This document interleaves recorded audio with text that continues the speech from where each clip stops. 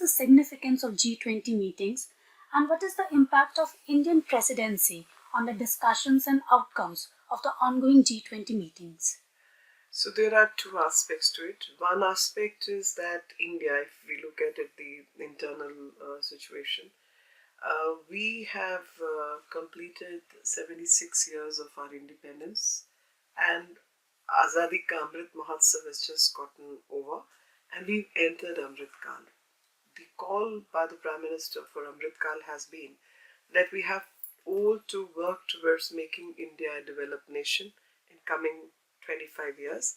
So when India, the modern country India, not the ancient India, but the modern country India, which is a republic, came into existence just about 76 years ago, and next 25 years are going to mark our commitment to our motherland and making India a developed nation. And that is possible only when every Indian does its job right, which is Amrit Kal is also a Kartavya Kal, that the motivation for all of us has to be the work towards nation building. That's one aspect. At this point in time, India becomes the president of G20 and we assume the presidency of G20. How important would that be? So building India right from uh, difficult phases on, and the difficult phase of which the world has witnessed recently, plus our internal issues. You need expertise, you need finance, you need knowledge, you need cooperation. All those aspects can only come once you uh, deal with other nations. The corollary of that is that your difficulties, your positioning has to be understood also by the other nations. So while we are a country of the North, by virtue of being a member of G20, we continue to be a country of the South because we represent 1.4 billion people.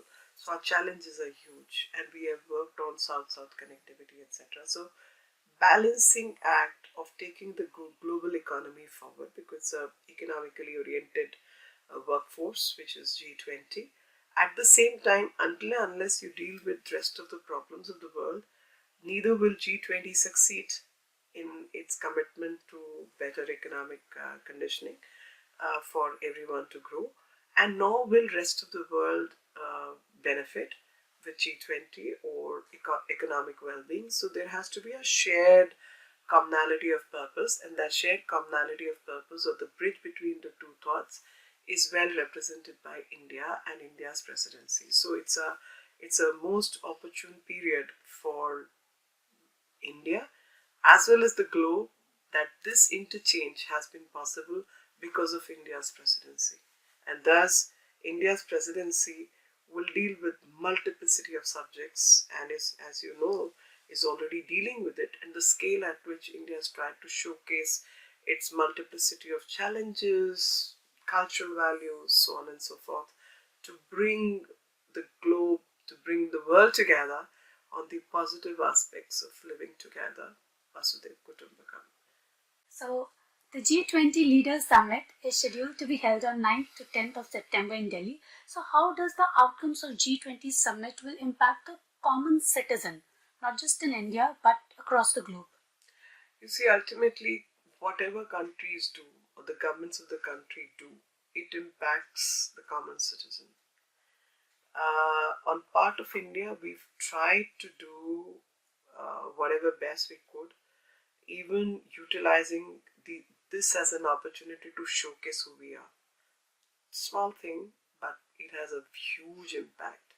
And it's not a small thing in terms of sheer logistic management, but for example, we are having 250 plus engagements of various groups across.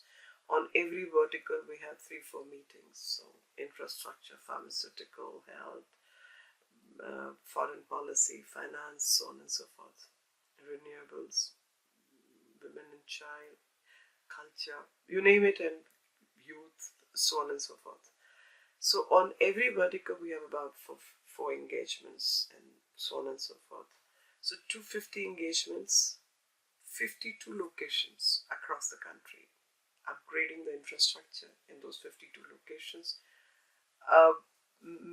Jan Bhagidari has been the biggest element of our G20 celebration because Prime Minister was insistent that it cannot be a Sarkari program, that people of the government on all sides get together in a room, discuss something and go on their ways. No, that's not the way it's got to be. There has to be a proper participation of the people, the heritage part, the travel part, showcasing our culture, showcasing our food, dance, music, books, tourism sites, etc., etc.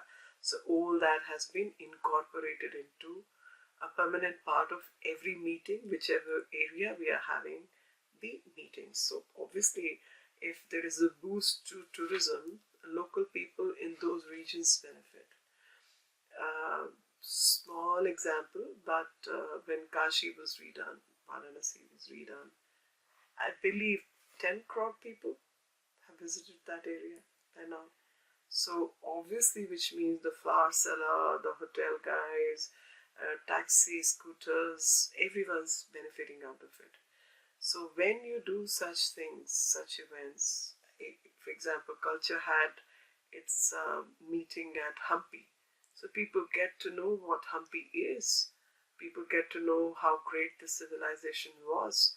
People get to know our architectural quotient, value systems, trading capacities, administrative systems, and a lot of people who have come will go back and discuss and talk about it. And obviously, you'll see many more visitors visiting that area. Cleanliness, upgradation of services, because whenever any guest is coming, obviously, administration also gets into gear. A sleepy town will get up one day and they say, oh, we need to clean up, we need to paint, we need to do this. So, common people would have benefited out of it. Plus, putting all these places onto the international map. That's how common man benefits, because common man has daily struggle of winning bread for its family, of identity, knowing who we are, taking pride in one's cultural value systems, uh, uh, taking pride in the heritage, weaving, clothing, so on and so forth, uh, writing poetry, music. I think every event, if you call it event, I would say engagement. Every engagement has been designed to promote local cuisine, local culture, local tourism, participation of local people, administration, equal participation from all sides, and you see the results.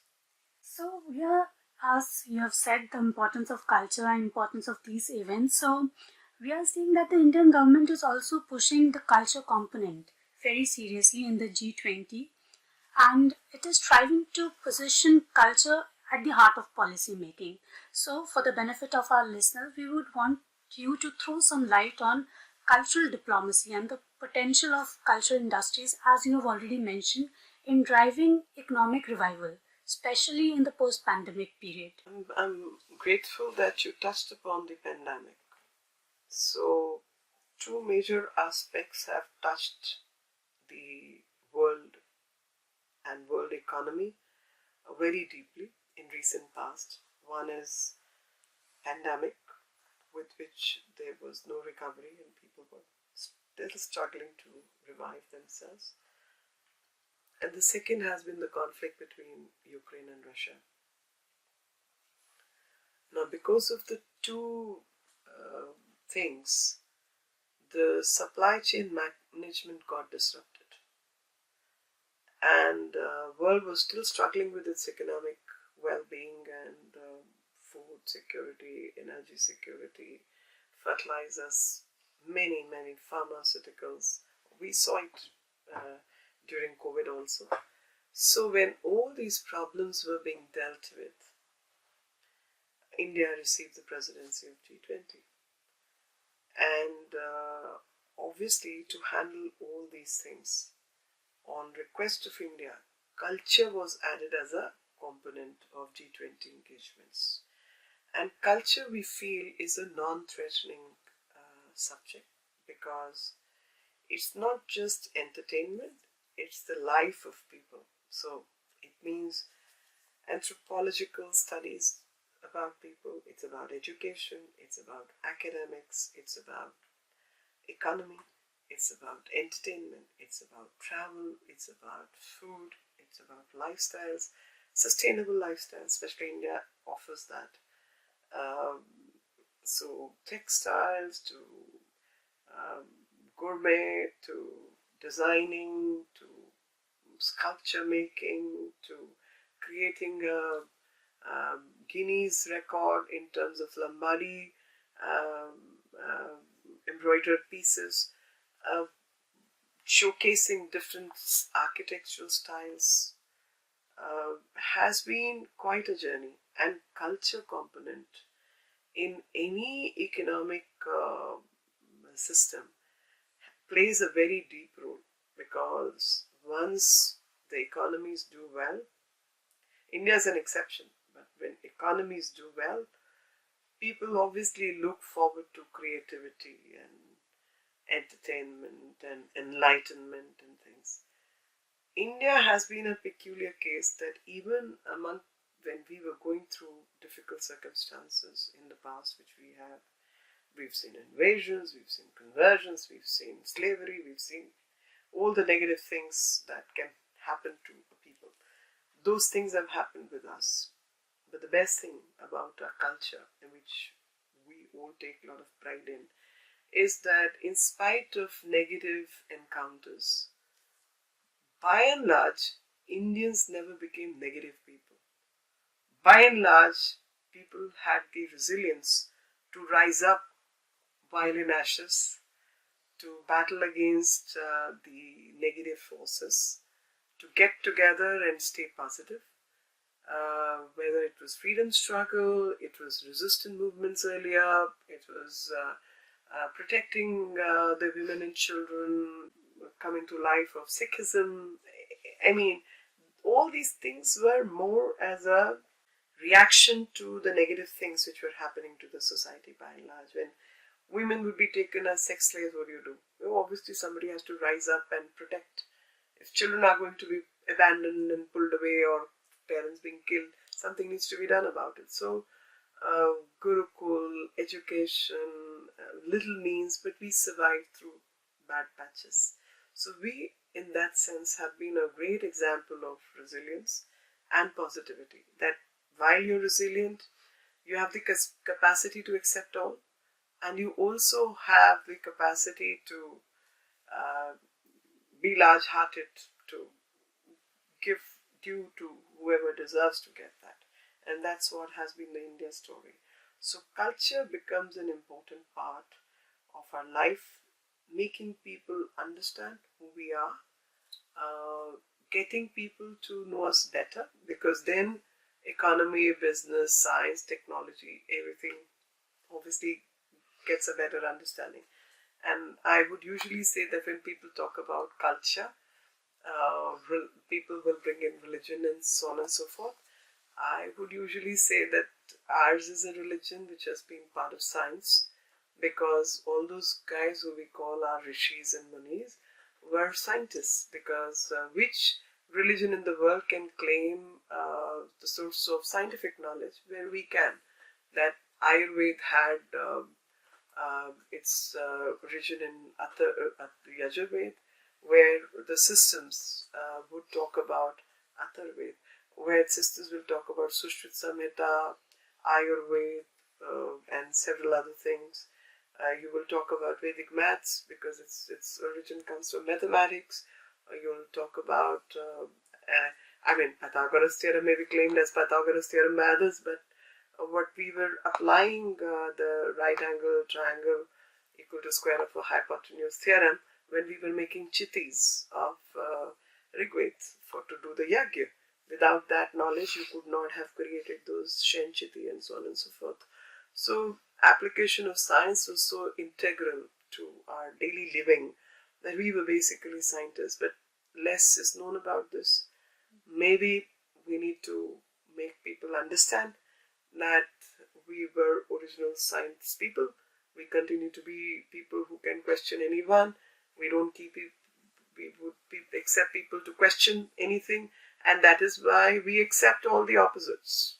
It's a society which is a society where contradictions live with each other, in a harmonious way. So there is a space for every thought, and whatever is true, completely opposite, will also be equally true. And that's the beauty of India. I think people need to know us more. People need to understand us better.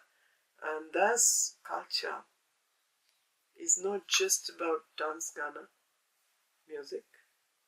It is very much that. But the stories on which dance, Ghana, music is done becomes the relevant part of who we are, and thus unity in diversity. So common thoughts like Shakti Puja, for example.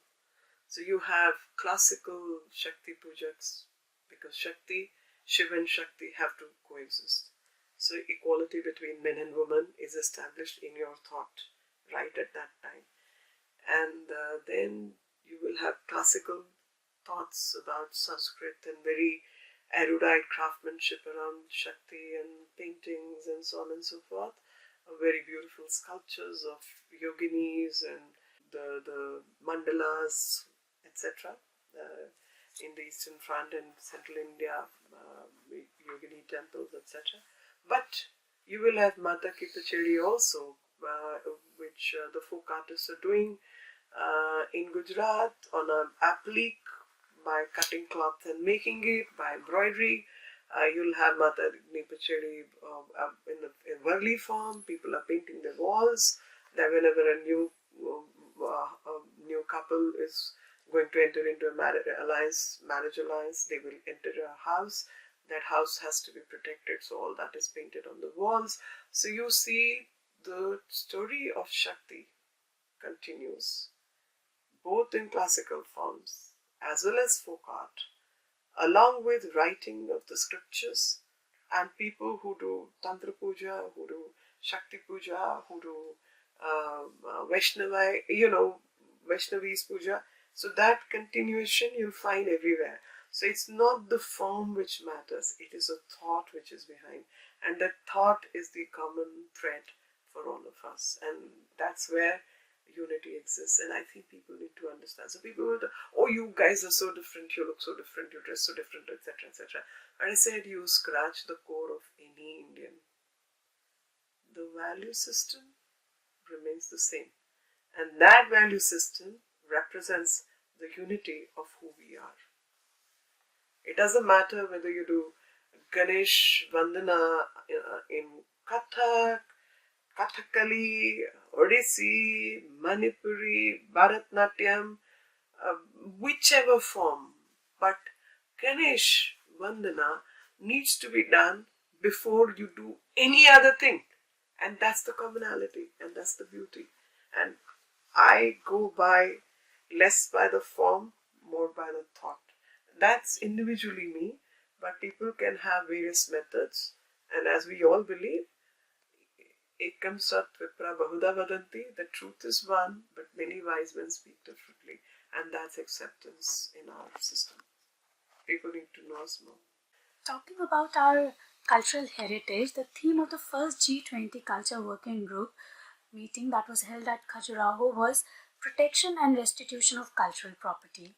In this, India has once again reiterated its call to the world for the voluntary return of the plundered heritage. So we would want to learn about the efforts, especially in the last 9 years, that the Indian government has made to get back our cultural heritage. So we've been sort of rallying this, especially when G20, while India is the president and having the presidency of G20, we've utilized this period to voice the concerns of the Global South. Global South was a synonym for less developed countries, by the way. So we've taken the call to represent the concern of the Global South because it was the countries of the Global South which were plundered during imperialistic period. And because of imperialism, most people in these countries were plundered, looted, deceived, whatever. I will not even go into using these words, but we and being a lawyer, I know many a times it's very difficult to prove this after 200, 300, 400 years ago what happened. So it's not possible to create evidence. Those guys are gone. So somebody says, I bought it for half a rupee. But you can't get into those questions. So the best is whatever does not belong to you and has been brought to these countries who are well-developed nations during imperialistic period should be given back to the people it belongs to, because it's theirs. Simple. It's a question of correct moral behavior, correct moral conduct. And you'll be happy to know that before 2014, India only got 30 plus, I think 32 or 34 objects from outside the country. 70 years of independence and we could only get 30 or some odd number. Post that we worked and worked and worked at it. So we have, I think, today close 250 plus more than 250, 260, because today the number is about 300 plus. So we worked because there were cases pending in other countries. Those cases had to be pursued. Conversation had to be made and negotiated with other countries. And some of those who wanted to return did not know how to return. So paperwork, etc., travel, insurance. So a lot of back-end work happens when these things happen. So we've been on the job, especially under the guidance of Prime Minister Mr. Modi, because he's constantly been at it, and this is one of his subjects which is very close to his heart.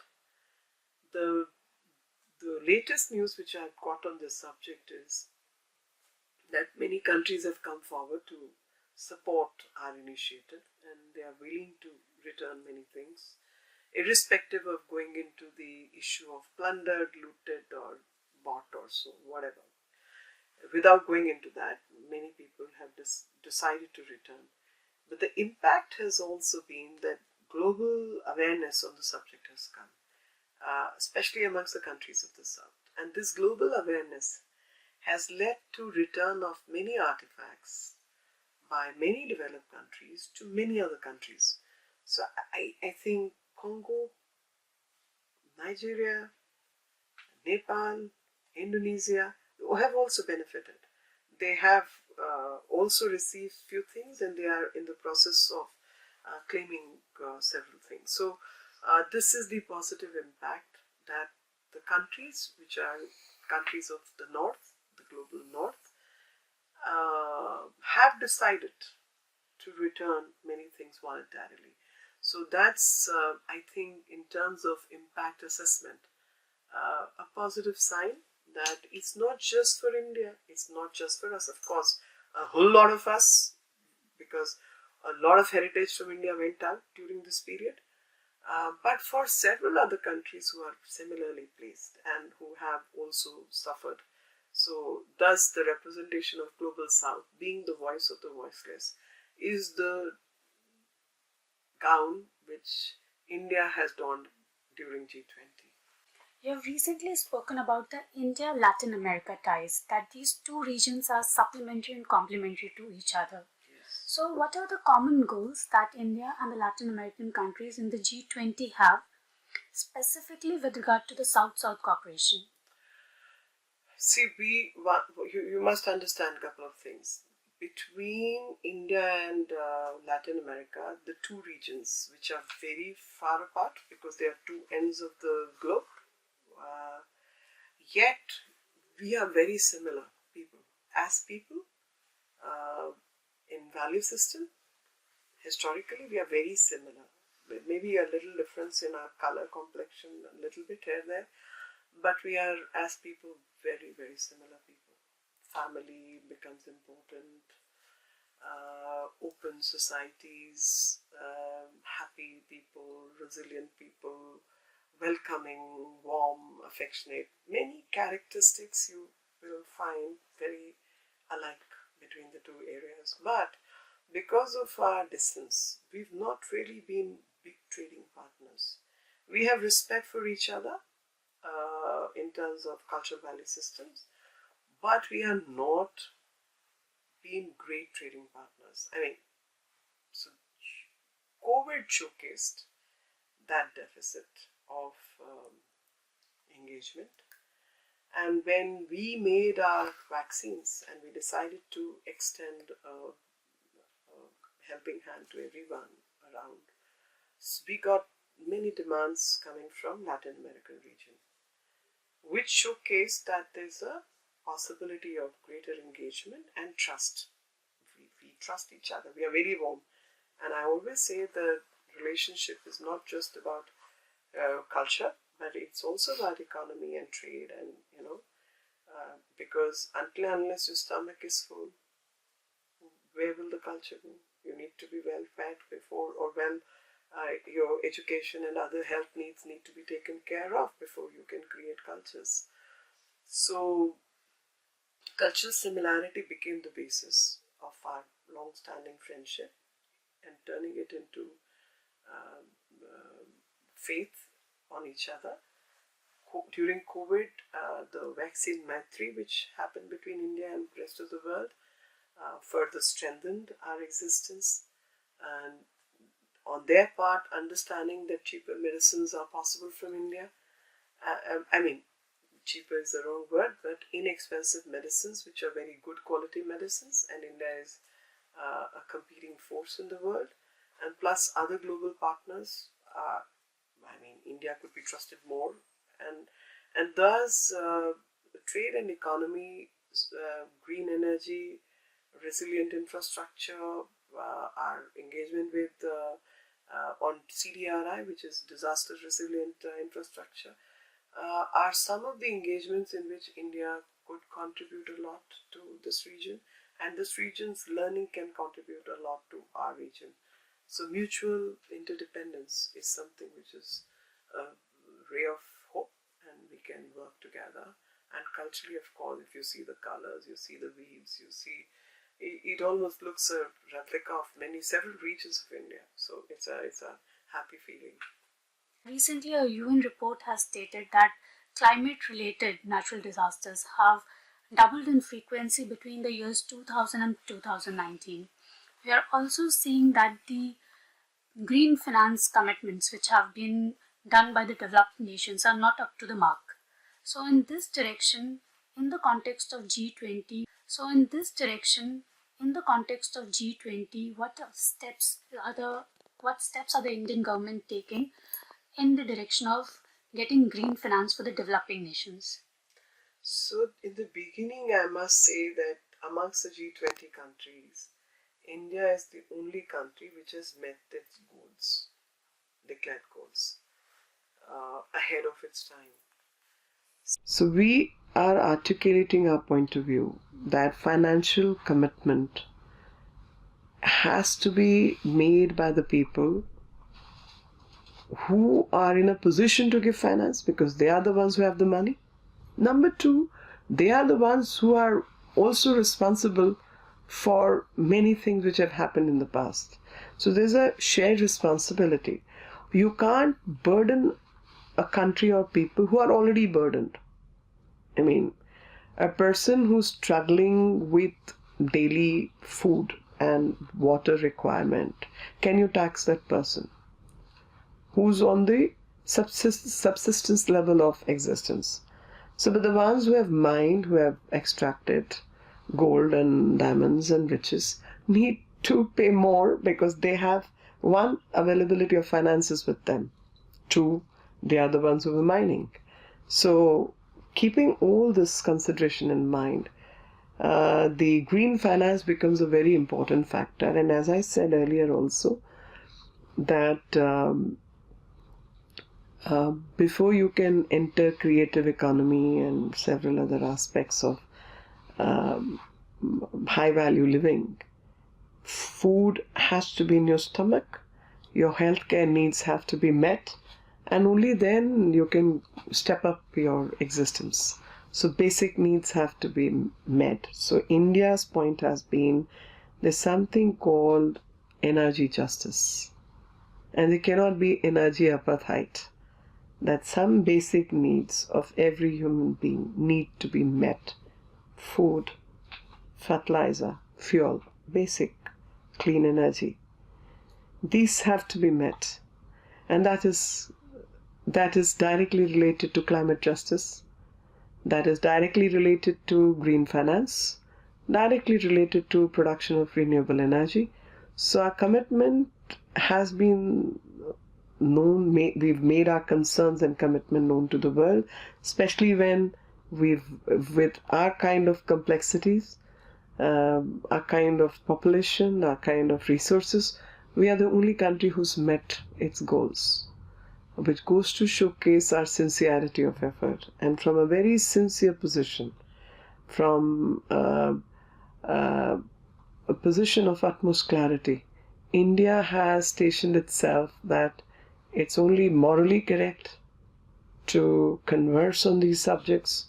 It's only right for the world to come around these subjects, because there has to be a balance between the efficient systems, whether financial or climatic or living standards, and some basic requirements of rest of the society.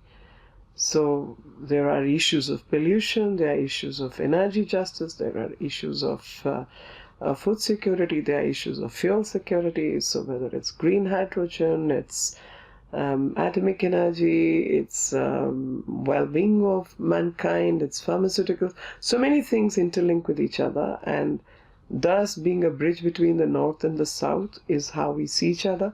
And we've articulated both, because even for the well-being of the North, so-called the developed countries or the G20 countries, it's important that rest of the world is taken on board. Only can other countries survive. So it's for mutual benefit in building resilient supply chains and take care of food, fertilizer, and fuel for all. India has always pushed for reforms of multilateral institutions such as United Nations, and with reference to G20, India is trying that the African Union, an influential organization consisting of 55 member states, be given full membership in the upcoming Delhi summit. So from the Indian standpoint, how important is the inclusion of African Union in the G20?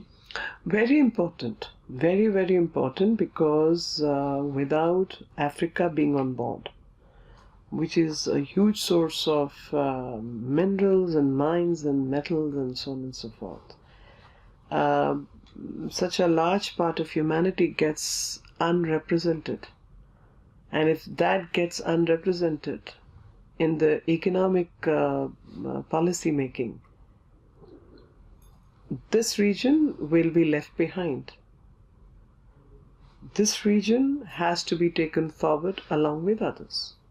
And the dependence of others on this region in terms of mines, minerals, resources is huge. So until and unless you support each other in policy implementation, working, understand each other's concerns, the world will not be able to progress ahead. So if we have to progress, get ahead for everyone's well-being, we need to put African Union on the board and on the high table. And that's been a very, very smart initiative of India, especially the PM, to get African Union to participate with us. Ma'am, the upcoming G20 Culture Ministers meeting is scheduled to be held on 26th August in Varanasi. So what is the theme of the meeting and the expected outcomes? So expected outcomes, we'll wait. And the theme is basically on 4 verticals. One is return of patrimony, the artifacts which have gone out to the places where they belong, sustainable development in terms of using culture as part of sustainability, using technology, digital inclusion to digital certification, preservation, conservation, for museums to preservation to knowledge cultivation, and then working around in harmony to whether it's climate change or the basic value systems have to be coordinated, and culture connects all basically. So the theme, I would say, is culture connects all, and it's a very positive theme that genuinely when you start understanding each other, so many things go out of your mind. The initial hesitations by coming from different cultures are so deeply entrenched in all of us. Once you break those hesitations, you discover at the level of soul, at the level of persons, at the level of people, we are all just but same.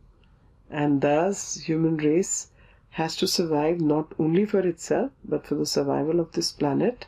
We all need to work in coherence, in harmony, and for each other, away from selfish behavior and conduct. So let's pray that culture connects us all, comes together. On the eve of the, during the celebration of 77th Independence Day, the Culture Ministry has launched Meri Mati Mera Desh campaign to pay tribute to the Veers who laid down their lives for the country. So what are your thoughts on the campaign and its success, considering the Jan Bhagidari component of it? So I must say, in my constituency, usually across the country, every Lok Sabha constituency will usually have 2 districts. My constituency is carved out of several districts, so I have about 5 districts. And we launched it in every district on the 15th of August. And all the 5 districts, the idea is basically, and again the motivation comes from the Prime Minister directly, that every region has produced Veers and Viranganas who have sacrificed themselves for the well-being of this country, so that we could all live and be free. Now, as free people, have we really done justice to our forefathers who sacrificed everything for this motherland? Or we can up our game, perform better, so that India of their dreams can be constructed. And this is the motivation. So recognizing all the Veers and Viranganas from the region, putting up their plaque in every district, tricolor, because I'm sure every Indian, the moment this tricolor comes into anybody's eyes, all of us suddenly become very energized and energetic. And that energy, if directed in the right direction, there is not a dream which is unachievable for this great country. So we need to set our eyes on our dreams and achieve it and make it possible, because the pledges of the tricolor. And that pledge, remembering our forefathers, the Veer and the Viranganas who have died for the well-being of this nation, keeping them in mind, knowing that the freedom did not come cheap to us. Millions have died to give us our future. So we are duty bound to take pride in them and yet perform our duties. So if each Indian does his or her own duty with the best of their ability, country will go forward. So while we are celebrating, or we have entered Amrit Kal, and we just finished celebrating Azadi Ka Amrit Mahotsav, this Amrit Kal is also going to be Kartavya Kal. Kartavya towards our nation, Kartavya towards planting trees in the names of our Veers and Viranganas, understanding that while we need to survive and live, we need to take care of Mother India. We should not be polluting. We should work towards carbon fixation. Do not use plastic. Work towards Swachh Bharat. Work towards Girl Child. There's so many things each one of us can engage oneself with.